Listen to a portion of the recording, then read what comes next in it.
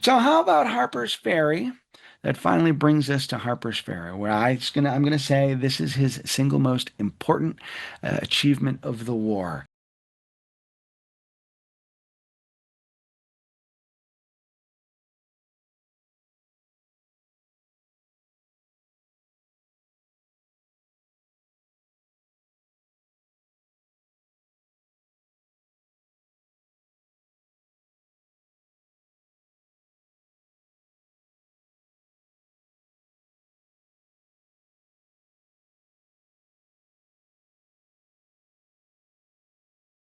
And this has really kind of been a strategic point of contention throughout the war. And it's essentially indefensible because the village sits down in this valley.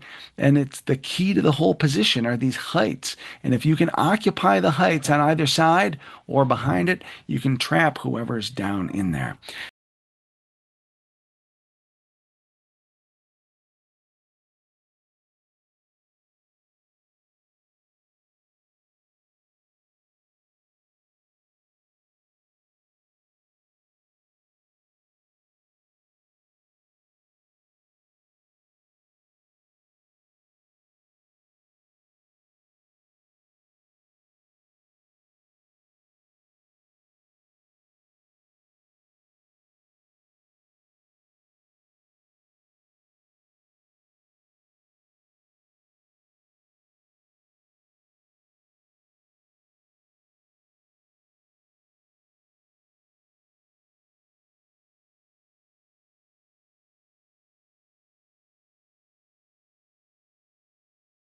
Jackson knows this well because he has spent a lot of time in Harper's Ferry.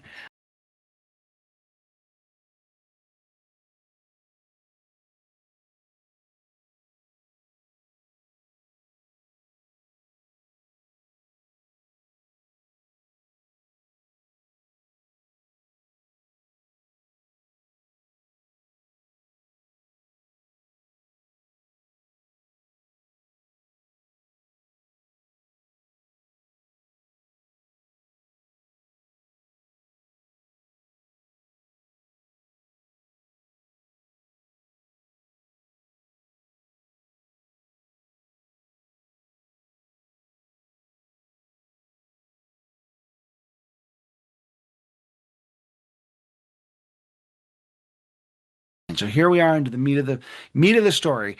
Robert E. Lee, as he's moving into Maryland, decides that he can't have the federal garrison at Harper's Ferry in his rear, threatening his supply line.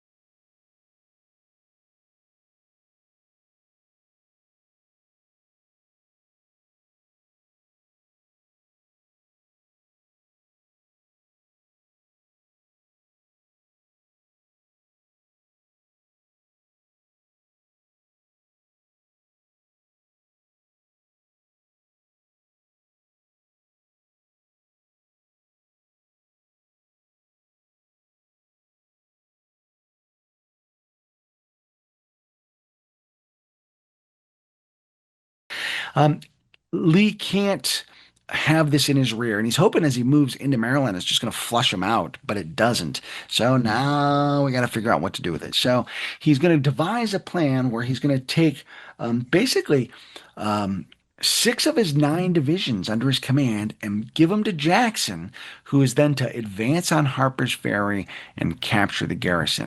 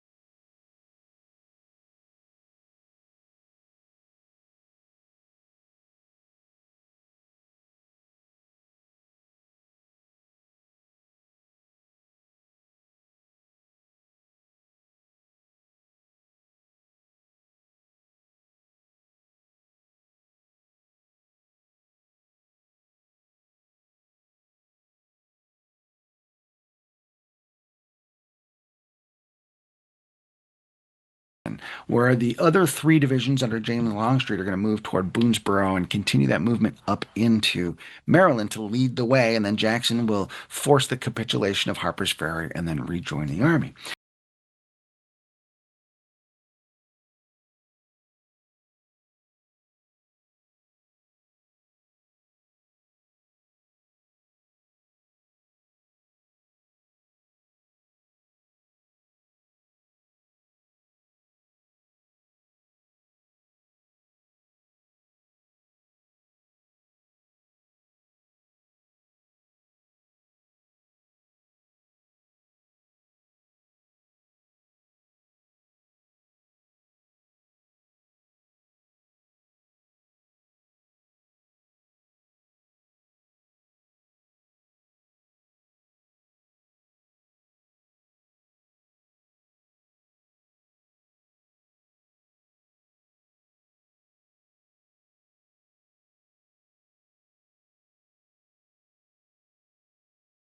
And then Jackson is going to take about 14,000 men and circle to the north and come down around and then come onto our map from over here in the west.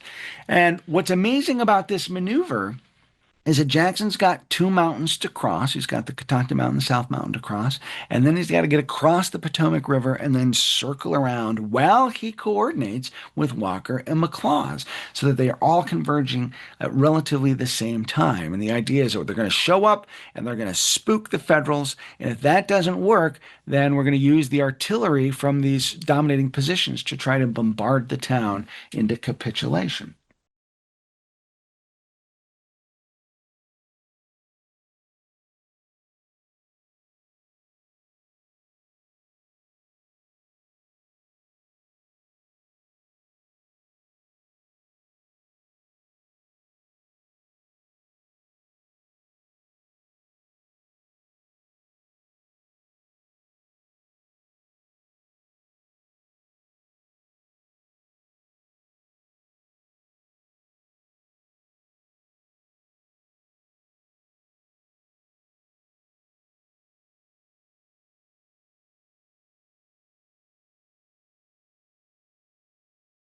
So when they first show up, Jackson begins to bombard the garrison, and artillery is not going to be enough to force Harper's Ferry's capitulation. And Jackson's going to get a little frustrated, but he knows that if he just does a frontal assault here, he's not in a particularly advantageous position. But Jackson's not eager to just do a frontal assault.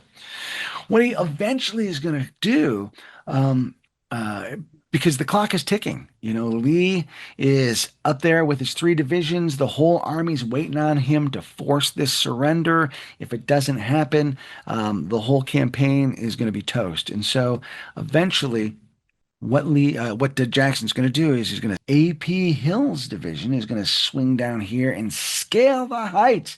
This is just awful, awful topography. That's one reason why Miles feels like it's secure, and of course Hill's going to be able to exploit that false sense of security. So as Hill gets onto the flank here, Jackson's going to launch some diversionary attacks right here, kind of up the middle, and pin these guys into place. And that's going to allow Hill to sweep forward and Crutchfield to start blasting.